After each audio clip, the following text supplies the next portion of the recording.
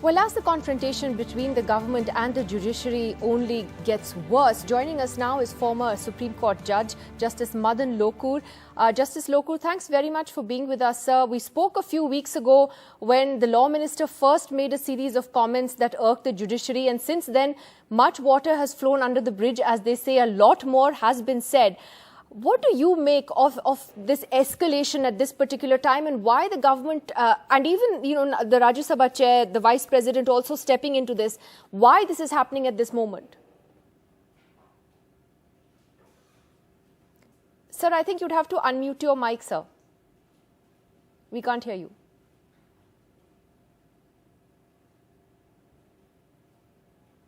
Sorry. Go ahead, sir. I would like to know, as much as you do and as much as anybody else would like to know, what is it that has provoked the Law Minister to make all these statements?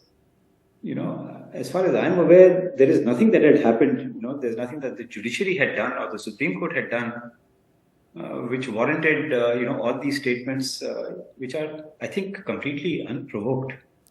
So really, it's shocking, if I can say that he has launched this sort of an attack on the independence of the judiciary and on the collegium system.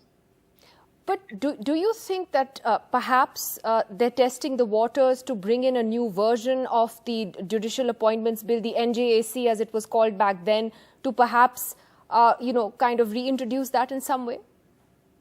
It's possible. It's possible that he may be testing the waters, but let me tell you, where the independence of the judiciary is concerned, there's no way that the government can, take away the independence of the judiciary through legislation or even through a constitution amendment.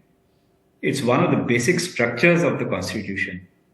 The independence of the judiciary is fundamental to democracy. So if there is an attempt to take away the independence of the judiciary by whatever means, I think it's an assault on democracy. Very strong words from you, Justice Lokur. May I ask you, though, we had this conversation last time also where you were in agreement that the collegium system is still, it lacks transparency, it is too opaque and definitely needs a rejig. How do you think that is going to be possible in order to make it a more credible and open system?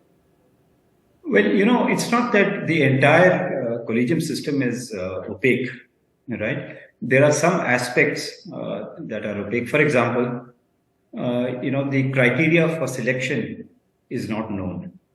All right. This is with regard to judges to be appointed to the Supreme Court from the High Court.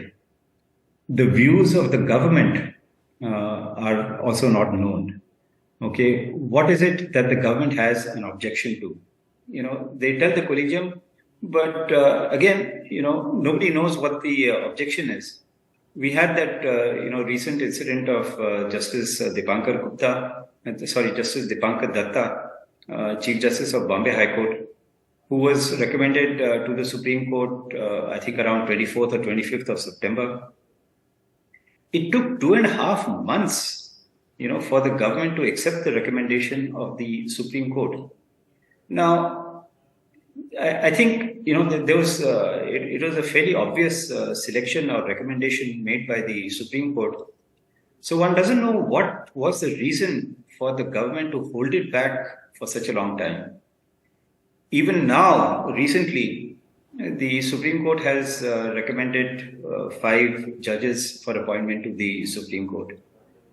Again, one doesn't know, why it is being delayed. There are instances where judges from the High Court have been appointed as judges of the Supreme Court in a matter of 48 hours or in a matter of 72 hours. But now, it's just going on and on. Are you suggesting that it's being done deliberately because the looks government... like it, it looks like it. I mean, what else can be the reason? I just fail to understand what the reason is. Justice Lokur, what do you also make of the attack on the role of the judiciary itself, with the Law Minister saying the Supreme Court shouldn't be hearing bail pleas, it shouldn't be hearing PILs? We did hear the Chief Justice push back on that. Oh, yes. Why should the Supreme Court not hear bail applications? I mean, what is the reason? I mean, does the Law Minister want everybody to be in jail? Right? why should public interest litigation not be taken up? After all, it's in public interest, So is he trying to say that the Supreme Court should not act in public interest? I can't figure out, what he's trying to convey. All right, Justice Lokur, finally, if you had to look at the implications of this, we were just speaking to former Law Minister Kapil Sibal, who seemed to think that the judiciary is going to push back against this and it won't be easy for the government to ride roughshod over the judiciary. But do you see, bigger implications of this confrontation in the months ahead?